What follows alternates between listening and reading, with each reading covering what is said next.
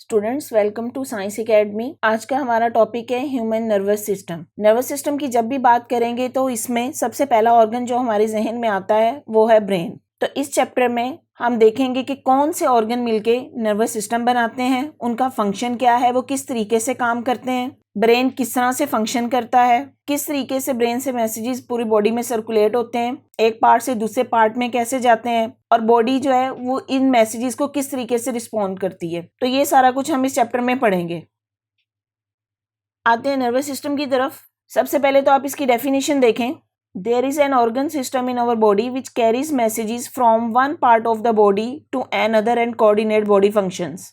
जी definition को देखें। There is an organ system in our body. अब ऑर्गन सिस्टम इसको क्यों कहा गया है? क्योंकि ये सिस्टम डिफरेंट ऑर्गन से मिलके बनता है और इसका काम क्या है? Which carries messages from one part of the body to another. अभी हमने बात की कि जब भी नर्वस सिस्टम की बात करेंगे इसमें ब्रेन की बात करते हैं, ब्रेन के डिफरेंट पार्ट की। तो ब्रेन ही है जिसने हमारे बॉडी में मैसेजेस को आगे फॉरवर्ड करना है और फिर उसके अकॉर्डिंग हमारी बॉडी जो रिस्पॉन्ड करेगी या जो भी फंक्शन परफॉर्म करेगी तो किस तरीके से बॉडी अपने इन फंक्शंस को कोऑर्डिनेट करती है, ये सारा जो है नर्वस सिस्टम में आ जाता है। आप उठते हैं, बैठते हैं, चलते हैं, सोचते समझते हैं, कोई भी बॉडी फंक्शन परफॉर्म करते हैं, इन सब आपके फंक्शंस को आपका नर्वस सिस्टम कंट्रोल करता है। अब नर्वस सिस्टम की बात करें तो इसके टू पार्ट्स हैं। एक को हम बोलेंगे CNS mean central nervous system और दूसरा है पीएनएस पेरिफेरल नर्वस सिस्टम।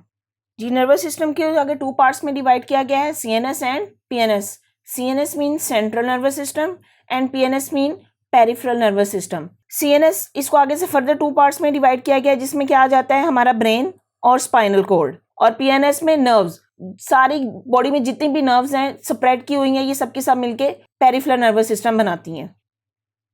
आते हैं अपनी इस डायग्राम की तरफ। अब जैसे हमने बात की सेंट्रल नर्वस सिस्टम, नाम से जाहिर है वो चीज जो सेंटर में हो। आप देखें इस डायग्राम में ये आपका ब्रेन और ब्रेन से नीचे जो ये स्पाइनल कॉर्ड निकल रही है आपकी बॉडी के बिल्कुल सेंटर में आ रही है, इसलिए इसको ब्रेन और स्पाइनल कॉर्ड को नाम दिया गया है कि ये सेंट्रल नर्वस सिस्टम के पार्ट्स हैं। जबकि इनसे निकलने वाली जितनी नर्व्स हैं जो पूरी बॉडी में स्प्रेड की हुई हैं, फैली हुई हैं, ये सब की सब मिलके इनका नेटवर्क ऑफ नर्व्स मिलके बनाता है पेरिफेरल नर्वस सिस्टम।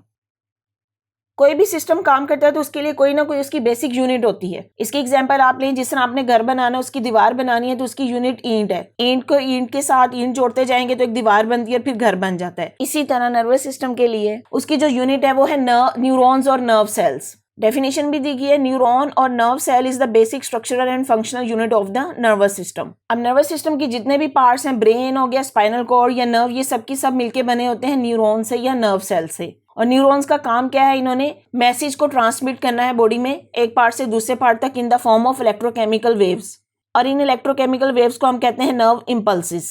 अब न्यूरॉन का यहाँ पे स्ट्रक्चर दिया गया है। इस स्ट्रक्चर को समझने से पहले आप स्ट्रक्चर वैसे याद करें, अगर आपने याद हो तो आपने सेल का स्ट्रक्चर पढ़ा था। कोई भी सेल हो, अगर उसका सिंपल सा स्ट्रक्चर लें, किसी भी सेल के अंदर उसके सेंटर में उसका न्यूक्लियस होता है और इसका बाहर यहाँ पे जेली लाइक मटेरियल जिसको हम साइटोप्लाज्म बोलते हैं। तो न्यूरॉन का स्ट्रक्चर भी देखें, इसमें ये चीज़ उसी तरह शो की गई है जिस तरह एक सेल का स्ट्रक्चर है। ये चीज़ उसका दरमियान में न्यूक्लियस शो किया गया है, ये सारा का सारा सेल का न्यूक्लियस, और इसके आउटर रीजन ये बाहर जो है उसको साइटोप्लाज्म का नाम दिया गया है। लेकिन न्यूरॉन का स्ट्रक्चर दूसरे सेल से थोड़ा सा डिफरेंट है। किस तरीके से? कि इसके ये पार्ट जहाँ पे न्यूक्लियस और ये साइटोप्लाज्म मिलते हैं इसको हम बोलते हैं सेल बॉडी। सेल बॉडी में से कुछ छोटी छोटी ये ब्रांचेस निकल रही हैं जिनको नाम दिया जाता है डेंड्राइट्स का। ये नाम शो भी किया गया है, डेंड्राइट्स। अब डेंड्राइट्स का फंक्शन क्या है? कि इससे नर्व इम्पल्सिस को कैच करना है। अभी हमने बात की कि न्यूरॉन में मैसेजेस ट्रांसमिट होते हैं इलेक्ट्रोकेमिकल वेव्स की सूरत में, तो इन डेंड्राइट्स ने उन नर्व इम्पल्सिस को या इलेक्ट्रोकेमिकल वेव्स को कैच करना है, उनको सिग्नल्स को अपनी तरफ लेके आना है। एक और बात यहाँ पे की गई है, ये जो इसका स्ट्रक्चर में साइटोप्लाज्म, न्यूक्लियस और डेंड्राइट्स ये सब के सब मिलके बना रहे हैं उसकी सेल बॉडी, या इसको दूसरा नाम दिया जाता है सोमा। जी सेल के एक साइड से ये फिर एक ब्रांच निकल रही है जिसको नाम दिया गया है एक्सॉन का। एक्सॉन के एंड पे फिर छोटी छोटी ब्रांचेस हैं, उसको नाम दे दिया गया है टर्मिनेटिंग एंड ऑफ एक्सॉन। अभी हमने बात की कि न्यूरॉन या नर्व सेल में ये डेंड्राइट्स इन नर्व इम्पल्सिस को रिसीव करते हैं सेल बॉडी में से होते हुए एक्सॉन में से, फिर टर्मिनेटिंग एंड ऑफ एक्सॉन से निकल के अगले न्यूरॉन की तरफ चली जाती है। तो इस तरीके से ये नर्व इम्पल्सिस जो है मूव करती हैं सेल बॉडी में या न्यूरॉन सेल्स में। आगे जो बताया गया नर्व्स। अब नर्व क्या है?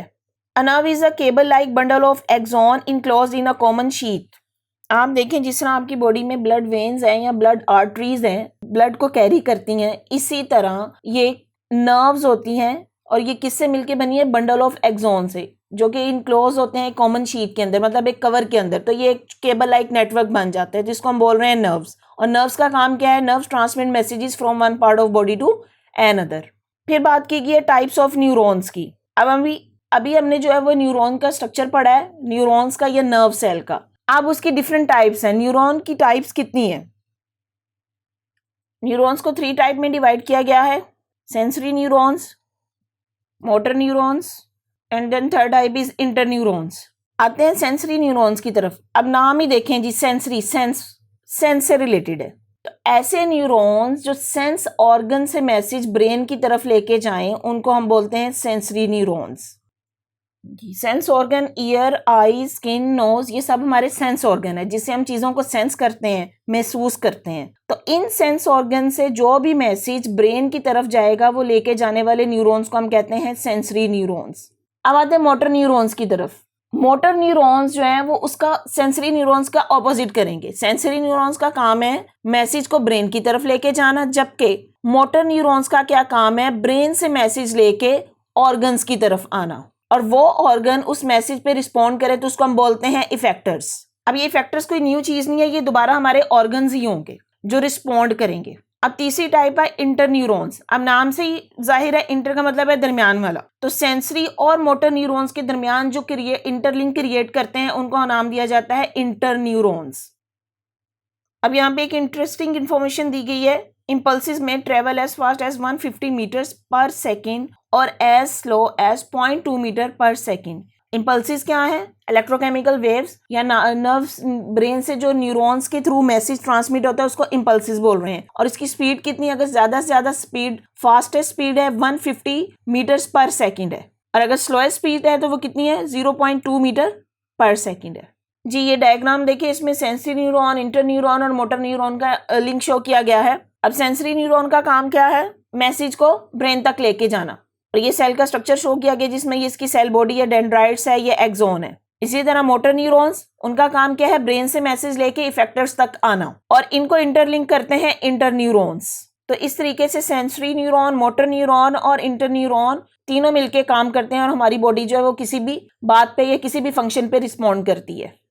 जी स्टूडेंट्स, अगर आपको मेरे लेक्चर समझ आ रहे हैं और आपको अच्छे लगे हैं तो मेरे चैनल को सब्सक्राइब करें और अपने दोस्तों के साथ शेयर करें, और बेल आइकन को दबा दें ताकि मेरी हर आने वाली न्यू वीडियो आपको अवेलेबल हो।